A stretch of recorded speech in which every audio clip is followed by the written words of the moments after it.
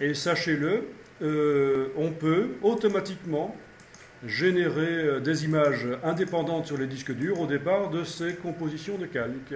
Il suffit d'aller dans le menu Fichier, Script et demander Composition de calque en fichier. Composition de calque en fichier. Ça va créer sur le disque dur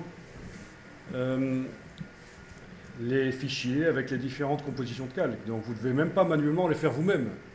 D'accord? Ça veut dire que vous pouvez envoyer les 3 fichiers au client et il a les 3 versions. Là, je vais indiquer où je l'enregistre. Donc je suis allé dans le menu Fichier, Script, Composition de calque en fichier. Fichier, Script, Composition de calque en fichier. Je vais créer dans mon dossier d'aujourd'hui un dossier composition de calque. Voilà. Parce que dans la boîte qui apparaît, je dois indiquer où j'envoie les fichiers. Donc j'ai cliqué sur Parcourir et j'ai été pointé le dossier d'aujourd'hui et j'ai créé un dossier composition de calque par le bouton Nouveau dossier. Ok, préfixe du nom de fichier, c'est le nom que ça va avoir, ça c'est mon nom de fichier actuel. Oui, je pourrais en sélectionner plusieurs avec la touche CTRL et PC, commande du Mac, et si je coche ceci, ça ne va exporter que celle-là. Mais dans ce cas-ci, je veux exporter toutes les compositions de calque, pas seulement celles qui sont sélectionnées, mais il n'y en a qu'une qui est sélectionnée. Type de fichier PSD, ok, exécuter. Voilà, ça boulotte. Composition de calque en fichier a réussi. Et là, je vais voir sur mon disque dur, dans le dossier composition de calque, j'ai bien 3 ours différents. Voilà.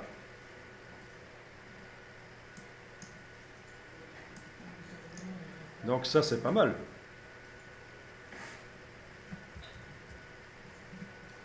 Je vais pouvoir les mettre éventuellement dans un fichier InDesign, imprimer une charte graphique qui va montrer les différentes possibilités qui ont été envisagées pour la réalisation de ce visuel et quelle est finalement l'option qui a été retenue. Donc les chartes graphiques, c'est important, j'en ai déjà parlé. C'est pour argumenter son travail.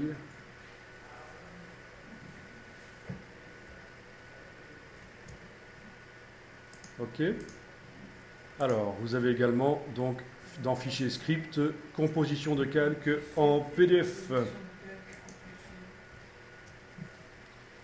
Ok. Alors là, il va me le faire en PDF et il va me faire un PDF. Voilà. Boucle après la dernière page. Oui, ça veut dire que il va certainement revenir au début.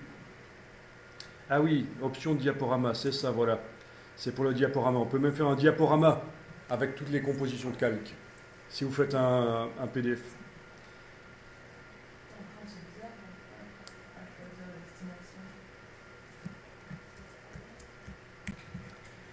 Donc je coche boucle après la dernière page pour qu'il revienne au début quand il a fini le diaporama.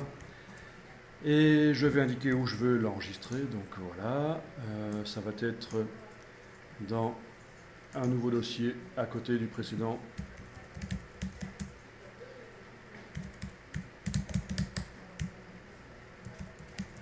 Voilà. Ok, enregistrer sous.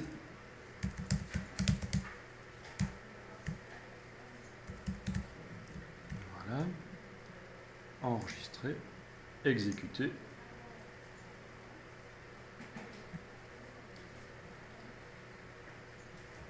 Allons voir ce qu'il a produit dans composition de calque PDF. Ok, il me dit que ça a réussi. Donc j'ai été un peu trop vite. Voilà, donc il m'a fait un fichier PDF avec les compositions de calque dedans. Donc, il essaye de passer en mode plein écran, c'est normal, c'est un diaporama. Je réponds oui, ok, je veux bien pour ce document qu'il passe en plein écran. Voilà, il est en plein écran. Normalement, toutes les 5 secondes, ça va changer. Voilà, ça change tout seul et ça va revenir à la première page puisque j'ai coché l'option de boucle. Ok, touche Escape pour sortir du plein écran. Ici par la palette page de Acrobat. Je peux rapidement passer d'une page à l'autre aussi. Donc assez génial ça. On peut même en un clic, fichier script, composition de calque en PDF, on peut générer un PDF qui sera envoyable par mail.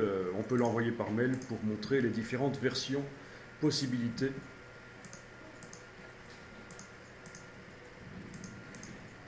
Voilà, et ce qui est intéressant, c'est que composition de calque va nous servir aussi pour faire un menu avec du rollover.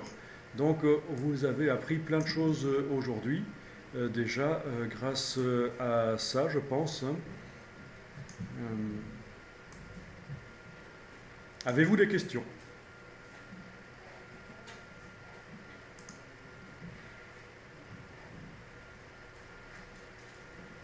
Alors, le GWP, ah oui, galerie web photo, ok.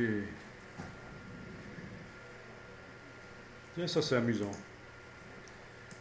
Il propose dans le menu fichier script d'envoyer ça vers une galerie web photo. Et quand on essaye de le faire, il dit « Ah tiens, ça a été transféré dans Bridge ». Ben oui, en fait, il n'y a plus la galerie web photo. On ne peut plus générer des pages HTML au départ d'un dossier qui contient plein d'images. On ne sait plus le faire dans Photoshop, il faut le faire dans Bridge. Ils ont transféré ça dans Bridge. Et je peux même vous dire que dans Bridge CC, la dernière version de Bridge, la CS7, donc la CC, ils ont même retiré ce module. Il faut l'installer manuellement. Là, je vous ai fourni une petite vidéo qui explique comment réinstaller manuellement le module d'export galerie web dans Bridge. Oui, parce qu'en fait, chez Adobe, ils font ça, ils transfèrent régulièrement des fonctionnalités d'un logiciel à l'autre. Galerie Web Photo,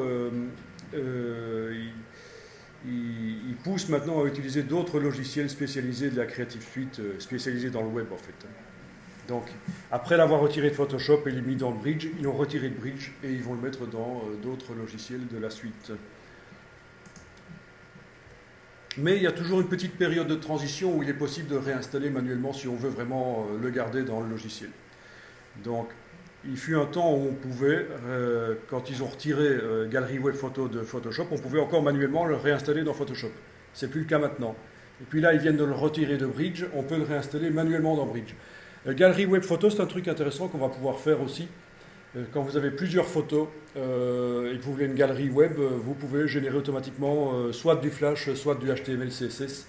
Et évidemment, on va le réinstaller dans une page web comme on a fait hier pour Zoomify. Ce sera le même principe, ce sera du copier-coller de code.